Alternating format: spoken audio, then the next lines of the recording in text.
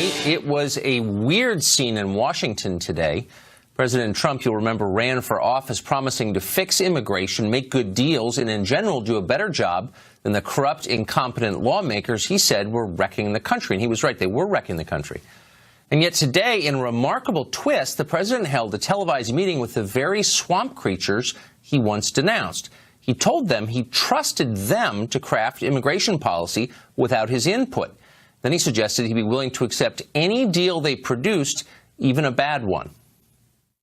When this group comes back, hopefully with an agreement, this group and others from the Senate, from the House, comes back with an agreement, I'm signing it. I mean, I will be signing it. I'm not going to say, oh, gee, I want this or I want that. I'll be signing it because I have a lot of confidence in the people in this room that you're going to come out with something really good.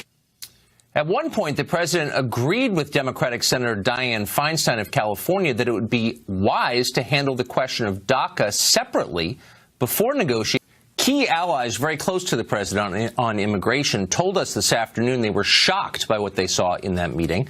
It was a completely different Donald Trump from the one we watched on the campaign trail just 2 years ago. How different? Let's put it this way. Trump's rival from the 2016 race, Jeb Bush, who was on, tweeted these words in response to the meeting. Quote, encouraged the president is seeking bipartisan solutions to our immigration challenges. In 2016, Donald Trump ran on the premise that America's borders ought to be real, that the repeated amnesties of the past have betrayed voters, and that this country deserves an immigration policy that looks out for American interests rather than those of foreign countries. Almost nobody in Washington agreed with him at the time. Almost nobody in Washington agrees with him now. Congress is full of people from both parties who believe that the point of our immigration policy is to provide cheap labor to their donors and to atone for America's imaginary sins against the world. They couldn't care less about immigration's effect on you or your family.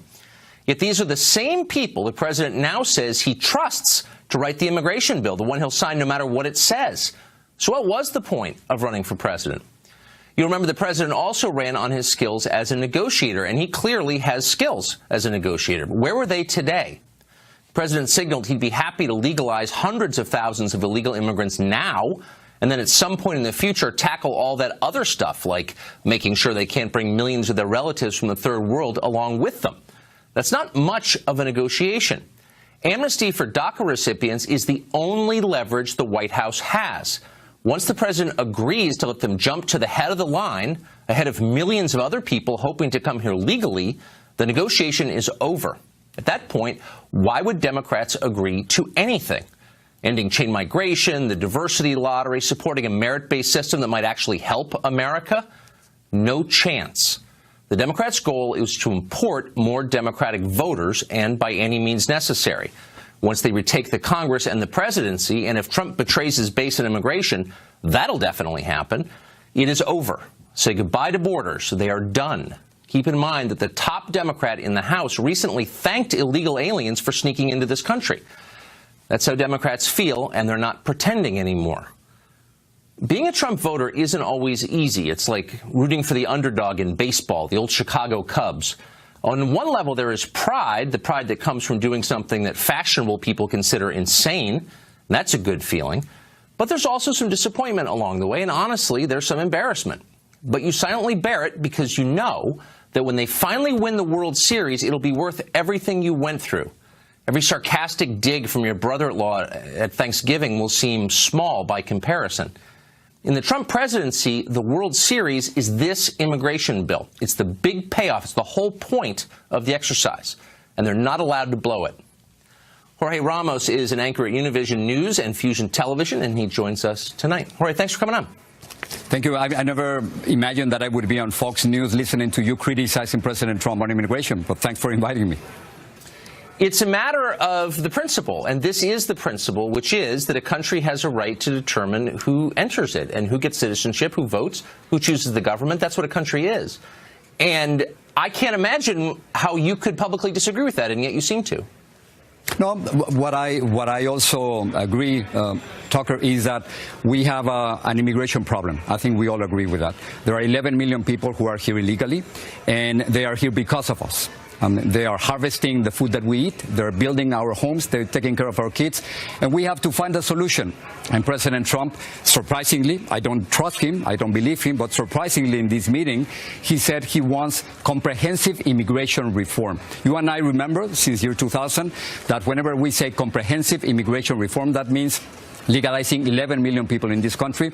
And if the president wants to do that, I'm all for it. However, I'm not sure that tomorrow President Trump is going to come with a tweet or with an interview and change again. Let me just stop and challenge your premise, which is deeply disingenuous, Sure. and that is that it's somehow our fault, corporately all of our fault, that 11 million people snuck in the country are now demanding to become citizens. It's not. Hold on. It's not. No, that's not true. It's not because of me.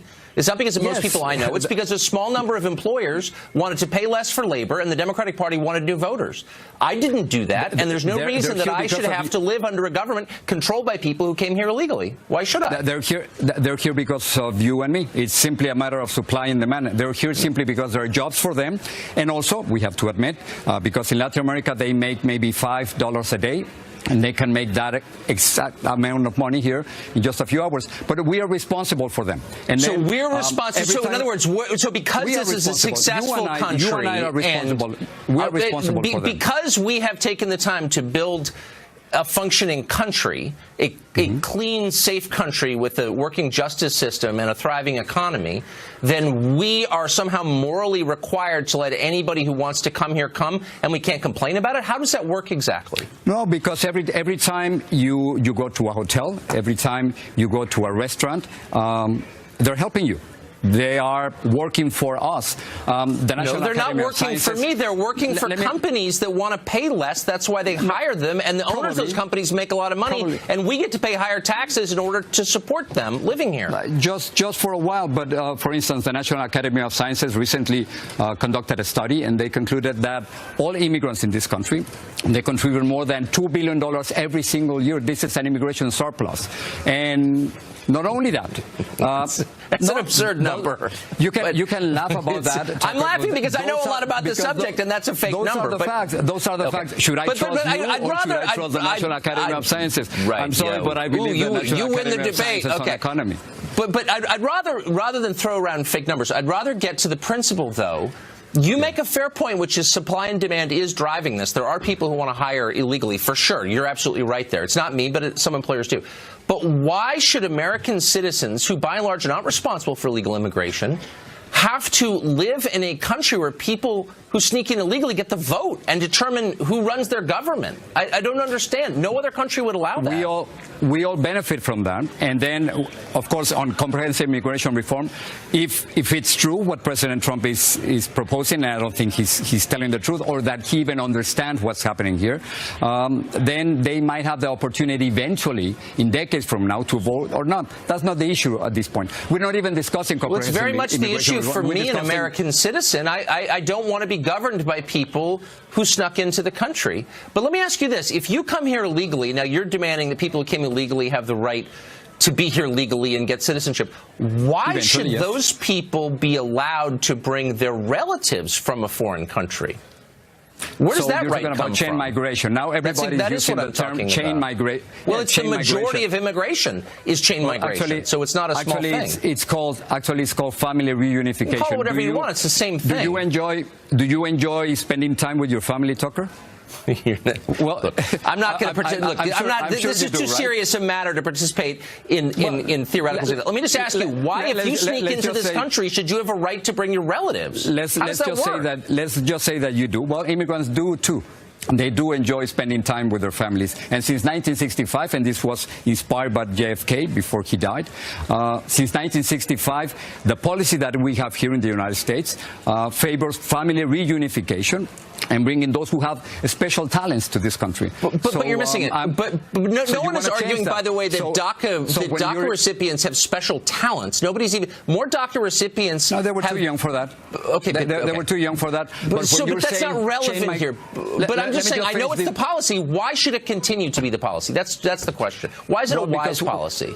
Because I think it's a wise policy. I think it has worked well for this country. Just see the number of CEOs, immigrants or sons of immigrants, who are leading major companies in this country. I think when President Trump uses the term chain migration, those are code words. He's really saying, you know, I don't want more immigrants from Asia or Latin America coming to this country. I want to stop that, and I want to make America white again. What you're doing is throwing because what you're doing, rather than engage in an adult argument using reason, you're accusing people you disagree with of bigotry, which is a little much, actually, considering that you're demanding that Americans who were born here let in people who snuck in illegally and all their family, and if they say anything about it, they're racist. Like, let me just say that chain migration, I get the game, actually, and I'm sick of it. Migration or family reunification. It doesn't matter. The principle's the same. That's the law of the land.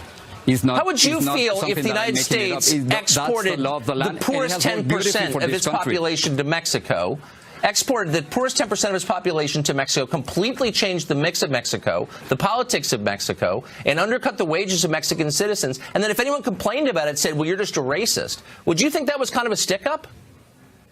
I understand what's happening in Mexico, and it's terrible what's happening in Mexico. I cannot defend, and I do not defend what's happening in Mexico. Absolutely not. Was that your question? No, that's not the question, but we're out of time, sadly. But I know that we will meet again. All right, thank you for joining us. Thanks, Tucker. Well, during today's televised immigration talk, Senator Lindsey Graham joked about how the final DACA deal will likely infuriate those opposed to amnesty, including people on this channel. I'm Lindsey Gramnesty, Lindsey Gomez. You name every name you want to give to me. It's been assigned to me. And I'm still standing. The people of South Carolina want a result. How could I get elected?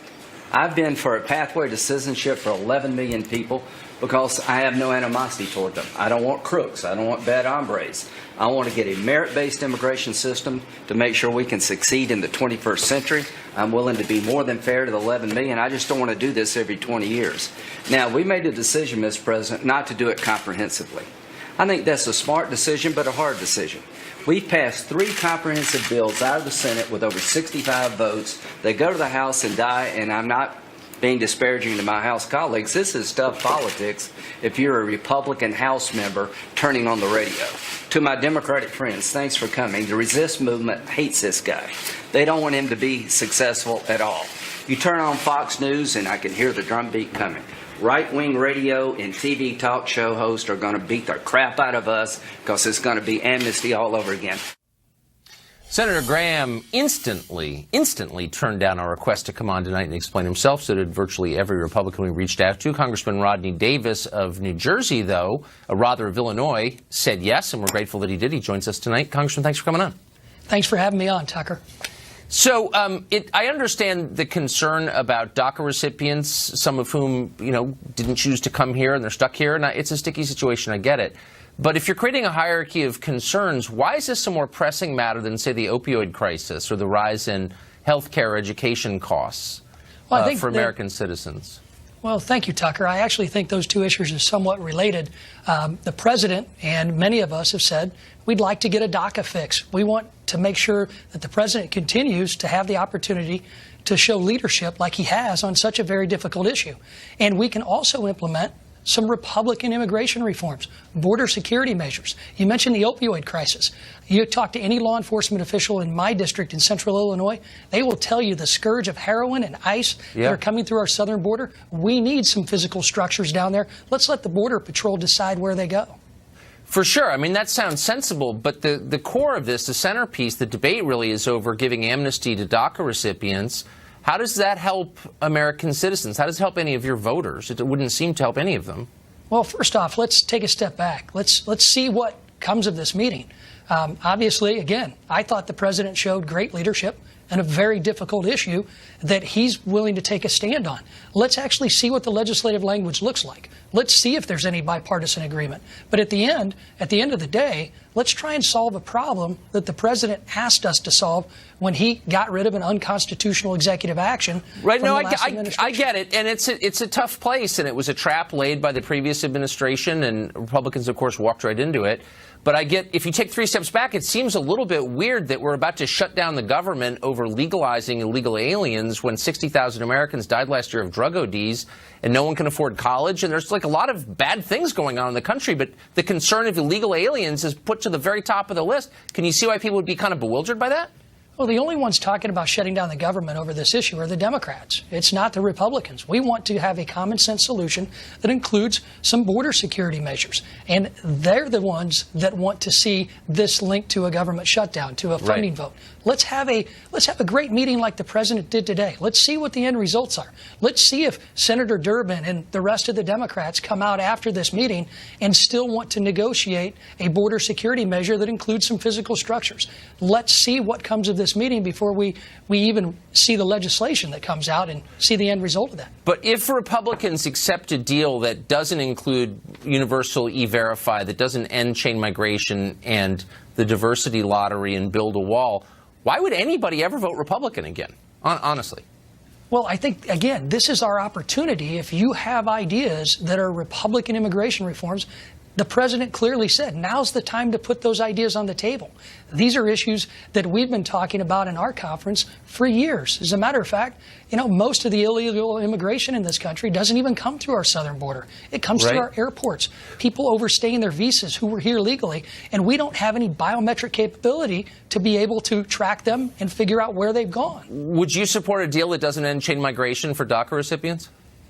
Again, let's see what the bill looks like, because I think these are some of the priorities that the president has clearly laid out in the past, and I believe will clearly lay out with Republican support as we look ahead to the next few days. Yeah, this is making me nervous. Congressman, thanks a lot for coming on. I appreciate it. Thank you, Tucker. 2 fired Google employees just sued that company, accusing it of systemic bias against conservatives, white employees, and men. They have a lot of evidence to show that that's real. One of them joins us next. Company, Damore privately circulated a paper questioning his employer's diversity policies. He didn't attack anyone. He just questioned the internal logic of what he was being told. For that, the company vilified him and his character and then fired him. Now, Damore and another ex-Google employee, David Guterman, are suing that company. They're accusing Google of systemic bias against white employees, men, and conservatives. Their 161-page lawsuit exposes a remarkable and terrifying climate at Google, a place where biased, hateful, and even violent political rhetoric is totally acceptable, just as long as it's directed against the right targets. The suit contains documents that shows Googlers openly maintain, for example, politically motivated employee blacklists. Here's one. In 2015, Google manager Paul Cowan wrote the following on Google's internal networks for all employees to see. If you express a dunderheaded opinion about religion, about politics, or about social justice, it turns out I'm allowed to think you're a half-wit. I'm perfectly within my rights to mentally categorize you in my D-head box. Yes, I maintain mentally, but not yet publicly, a blacklist. If I had to work with people on this list, I would refuse and try to get them removed. Well, the blacklists were real and not just internal. They also applied to conservative figures from outside the company. Blogger Curtis Yarvin, known online as Mencius Moldbug, once visited Google to have lunch with an employee. According to the suit, Yarvin's arrival triggered a silent alarm at Google. Security arrived to escort him off campus. His mere presence was considered unacceptable. According to the lawsuit, Google employees were awarded with bonuses by the company for publicly denouncing Damore's memo.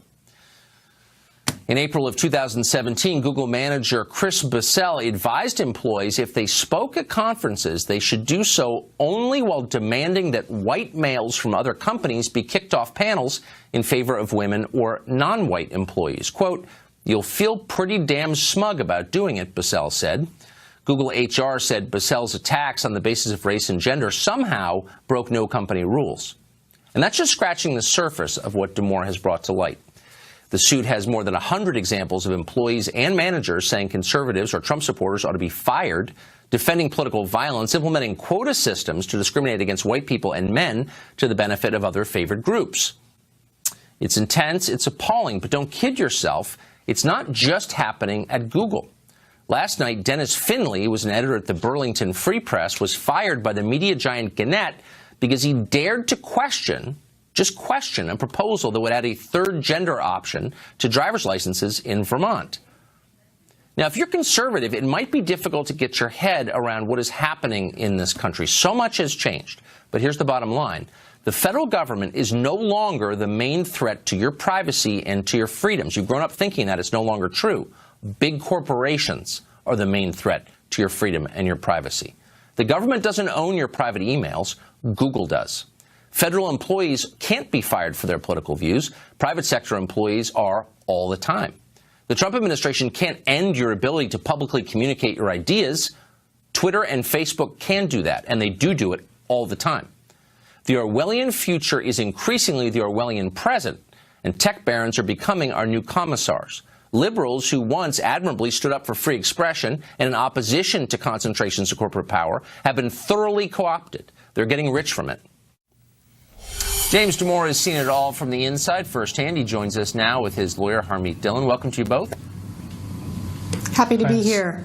So, James, in reading these documents, what's so striking is not just that you got fired for expressing your views, and I want to restate, having read the piece that got you fired, you weren't attacking anybody, but you were raising questions. You got fired for that. But Google seemed to feel the need to vilify you after you got fired, to discredit you, to attack your character, and to encourage others to do the same. That seems Stalinist. Why did they feel the need to do that, do you think? Because I attacked their orthodoxy, and they really need to send a message to other employees that, no, you can't do this. You can't question our policies. Yeah, well, they certainly did, paying bonuses to people who denounced you, like a Khmer Rouge re-education session. So, Harmeet, in this complaint, you have example after example of Google targeting people on the basis of their race and their sex. My impression was that was illegal. Is it? It is illegal. It's illegal under federal law. It's illegal under California law. And what a lot of lawyers even around the country don't understand, that under California law, we have a unique labor code provision that makes it illegal to discriminate against somebody on the basis of their political activities or their political views. So that is among the claims in our lawsuit. And that can actually affect a lot, and it has affected women at Google. So to be clear, our lawsuit actually includes women as well if they've been discriminated against on the basis of any of these protected characteristics.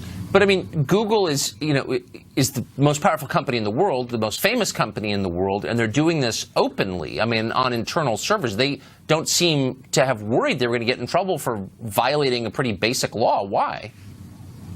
Well, so they're a $700 billion plus company. They are ubiquitous. They have virtual monopoly power over search engines, and they've been getting away with it for a long time. Now, probably you and I and some other conservatives have been alarmed about what we've read about Google being able to scan Gmail and keep all of your data. That's what's really troubling about this. They, at one time, know everything about you. And at the other hand, they're using that information against you. We've seen them do this in their commercial practices as well. The demonetization of viewpoints they don't believe in on YouTube and other places. And I'm hearing from people inside the company and people who've left the company that their artificial intelligence programs for search engines similarly are applying political biases and filters. And you and I wouldn't even know it. And eventually we're going to find that they're controlling what people think. They are. Obviously inside the company, they're getting away with punishing people and controlling what people think. And, people don't understand that on Silicon Valley, they have these campuses. And you come to the campus in the morning, they take care of your dry cleaning, all of your meals, entertainment, everything. And so people are in this little bubble. It's like the brave new world of Silicon Valley. And that's fine, but the fact that they're controlling our political dialogue and the way people experience reality, and Congress just sits there passively as if they have no authority, is contemptible. So, James, I would encourage, by the way, our viewers to go online and read what you wrote, because it's hardly radical, it's sensible and smart. Do you think that being at odds with Google is going to affect your future employment prospects? Yes, definitely. And many employees have made it clear that they're spreading the message about not only me, but anyone that they've discovered that has certain viewpoints, to blackball them out of careers within Silicon Valley. So why is that not terrifying? Oh, I think it is.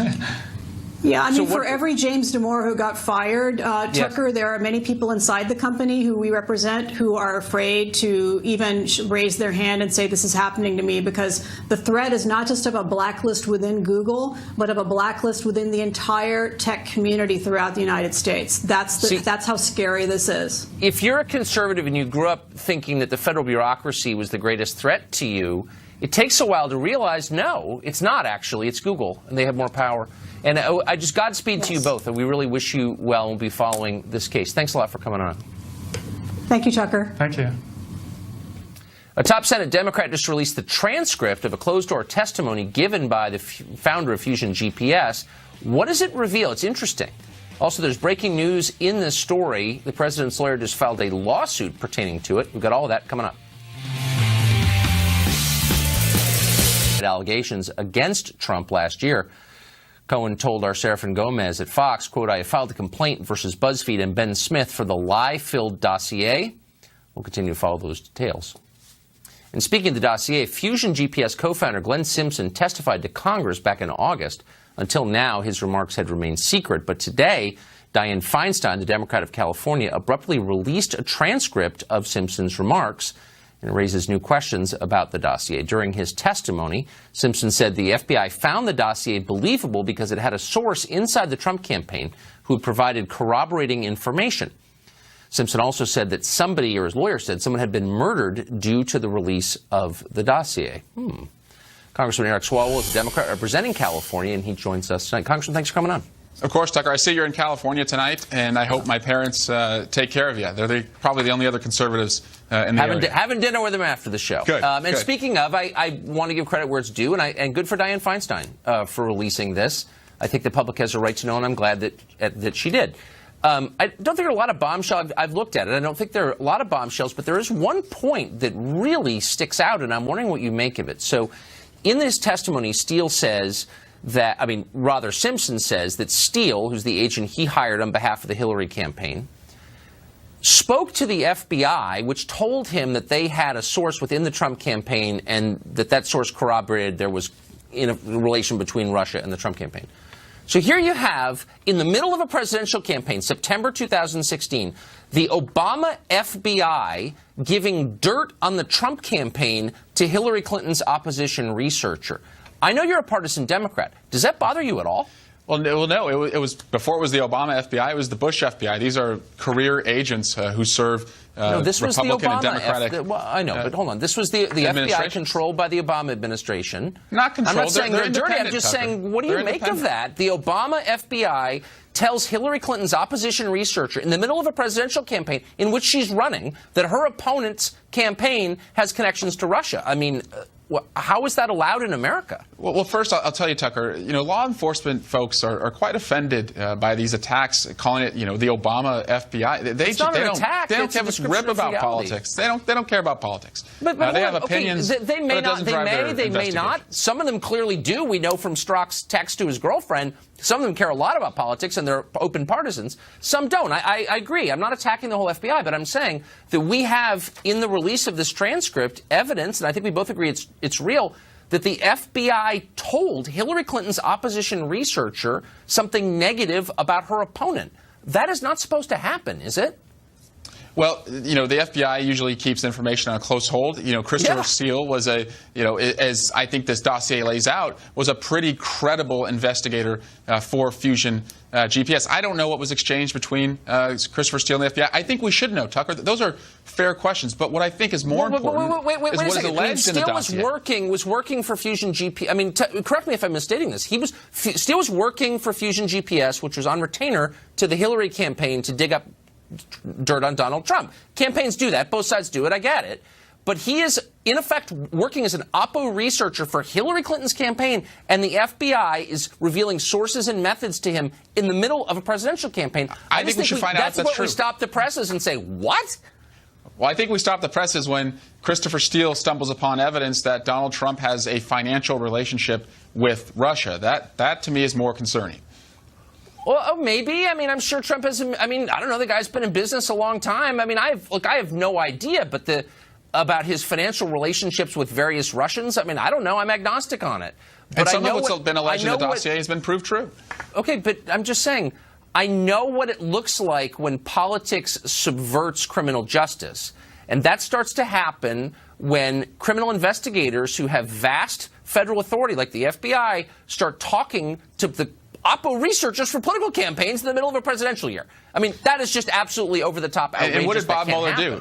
He could have kept him or throw him off the investigation. He threw him off. I don't know what else you'd want him to do. He's gone. He's not on the investigation. We don't know that. Actually, it sounds like entirely possible that the FBI paid money to Fusion GPS? We don't know the answer to that, do we? But that's an open question. It's been alleged, and they haven't really answered the question. Aren't you anxious to know? Let's ask it, but let's also ask the questions around what's alleged in the dossier. And also, there's a whole mountain of evidence that has been accumulated that's outside of the dossier. And so all of the arrows continue to point to a personal, political, and financial relationship that Donald Trump had with the Russians. And whether it amounted to a crime or not is Bob Mueller's job. But I think we should do all we can to make sure that this doesn't happen again in the next election. Yeah.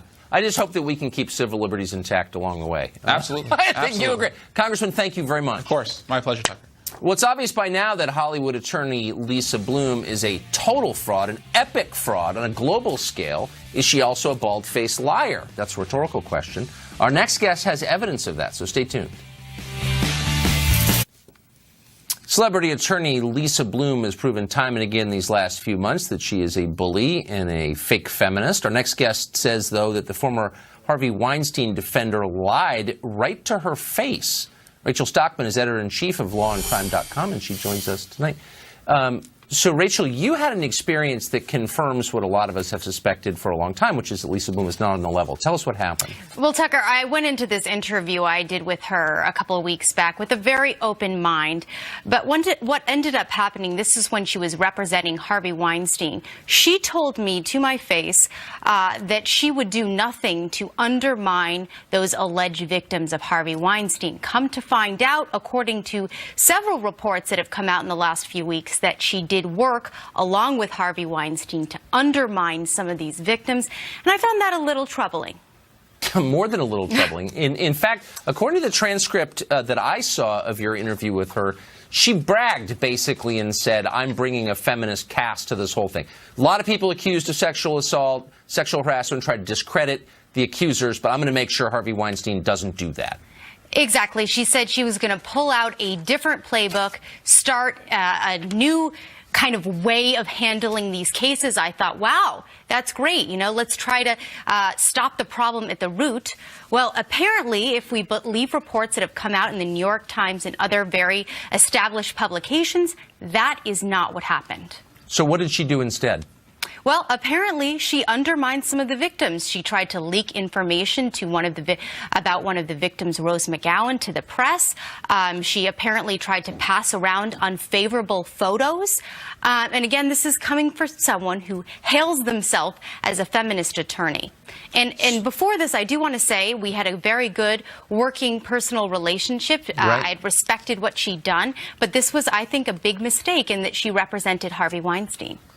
Right. I mean, if she were to come out and say, look, I'm an attorney and I will brutalize the innocent for pay, I will discredit people and lie about them if you pay me enough. I mean, there's a certain kind of honesty about that. But I guess why I'm galled by Lisa Bloom is that she poses as this person she's just better than you. You know, she's just a good person and you're not, because she's representing all women. That seems totally false to me.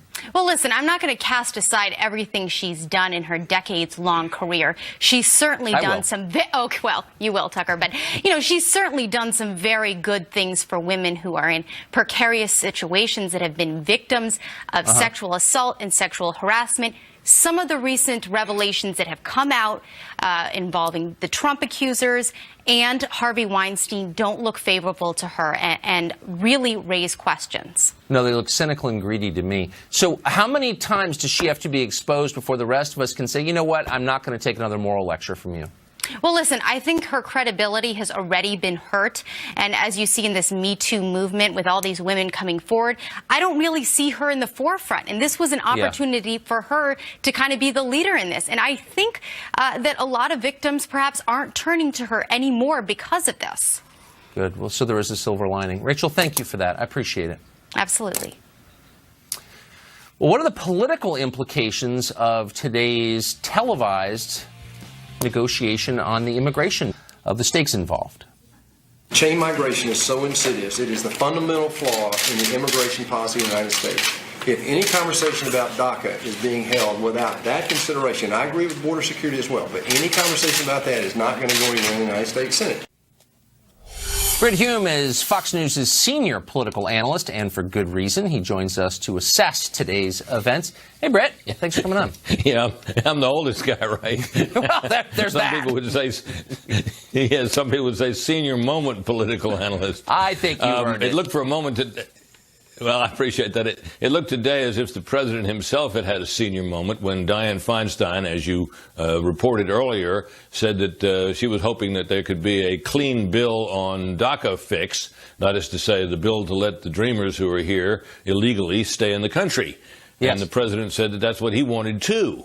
And the conversation proceeded along those lines, whereupon it became clear to the Republicans sitting around the table that that really isn't what Mr. Trump understood by a clean bill. And Kevin McCarthy, the House Majority Leader, interjected and said, Mr. President, I don't think that you quite understand what she means by that. She means a bill that would be DACA only. So, oh, no, I don't mean that. I mean DACA with the additional security measures, which is to say funding for the wall, an end to chain migration, and he added, an end to the lottery system. And that was what you heard Sonny Perdue pick up on in the soundbite you just played. So by the time all was said and done on this, the president had demonstrated he didn't understand what is, to all of us around Washington, a well-known term, that is to say a clean bill, but he did not really change his position on the issue.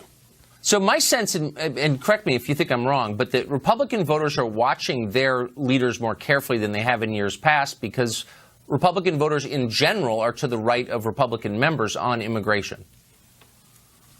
Yeah, I think that's certainly true of some Republican members, and certainly a large number of Republican voters. And these are precisely, of course, Tucker, the voters who supported President Trump with his hard stance on immigration.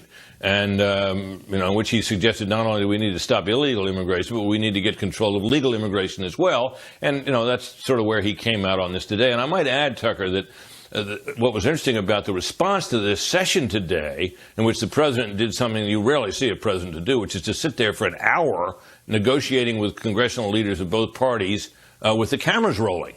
Yes.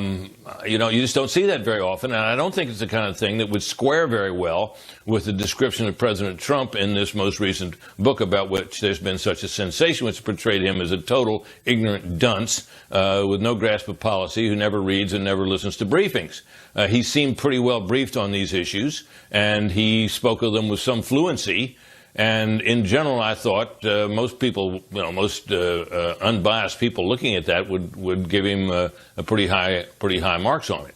So do you think it's possible that his private posture will be different on the issues, on the specifics of border enforcement, chain migration, et cetera, than we saw today in the public meeting? Well, I think by the time the public meeting was over, his posture was the same as what we've heard him say before, which is he's willing to do DACA, wants to do DACA, which is to say he wants to let the Dreamers stay here. He'd like to do that, but that he's going to insist on getting some security measures as part of any legislation to do that. And the question then becomes, of course, well, how much of the three things that he's asked for, border wall money, end to chain migration, and an end to the lottery system, will he be able to get? And when it gets down to it, would he reject a bill that didn't have as much of what he wanted as he's seeking? And I don't think we know the answer to that yet, but that at least is the position that he's staked out. Interesting. I think voters will be watching carefully. Britt, thanks a lot for that. You bet, Tucker. We'll be right back.